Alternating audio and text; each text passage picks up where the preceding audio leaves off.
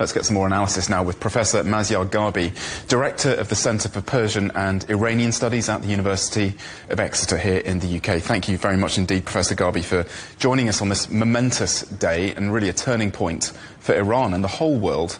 Really history unfolding here. Did you think that this would actually happen, though, and happen so quickly? The assassination of Iran's supreme leader on day one of US and Israeli strikes on Iran.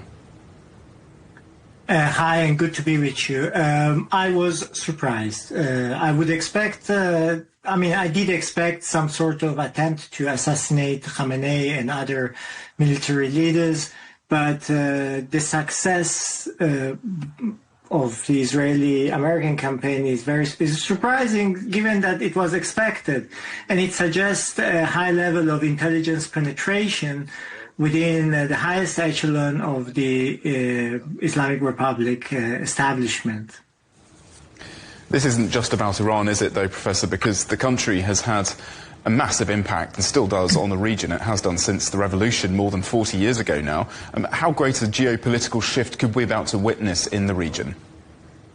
There are different scenarios. One is that the current state is weakened so much that it becomes less relevant of a player geopolitically and basically at the mercy of whatever relief economically can achieve. And the other is that we go through a period of transition to a new form of state, which then will depend very much upon the kind of state that will take shape. Of course, what it seems is that if the Islamic Republic falls apart, there will be probably some sort of government which will be more aligned with U.S. Foreign policy interests.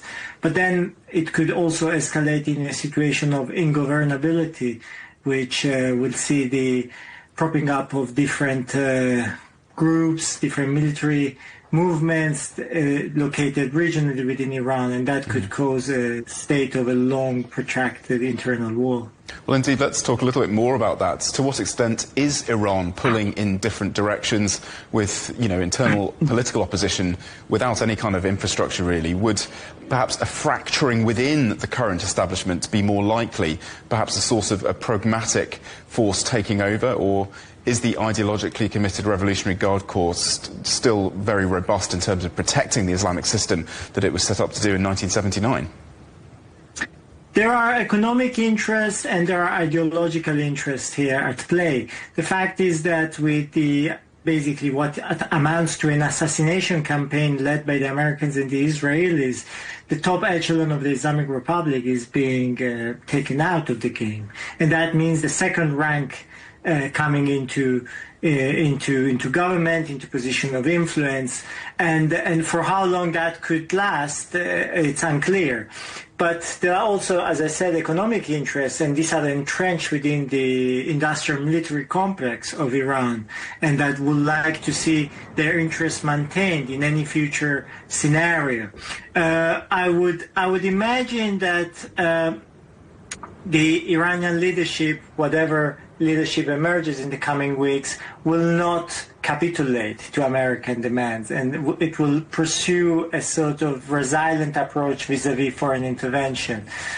Nonetheless, there is widespread discontent across the country, and so there is also the level of popular pressure that will call for a negotiated settlement, or what would amount effectively to a capitulation, so that Iran could slowly, at least hopefully, be reintegrated in the global economy, and therefore having basically the payoff of not being under sanction and being aligned with the Americans.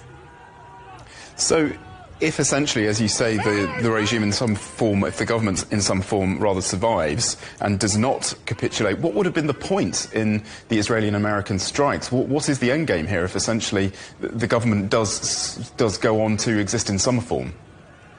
I think we have to go beyond the rhetoric led by the Israelis and the Americans. The one objective, which is an Israeli objective, and the Americans are effectively acting as a proxy to Israel's war in Iran, is to decapitate the military infrastructure in Iran so that the Islamic Republic does not pose in any effective way a military threat to Israel. And by military threat, I don't mean that Iran ever has had really an existential threat towards Israel, but the fact that Iranian ballistic missiles could target the Israeli territory was perceived as a red line by the Israeli leadership.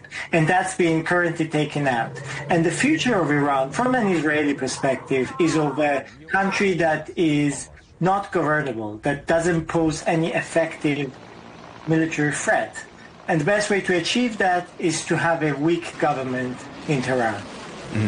And what are your concerns here of the stability of the region? Of course, seeing these strikes hitting Gulf countries, really unprecedented.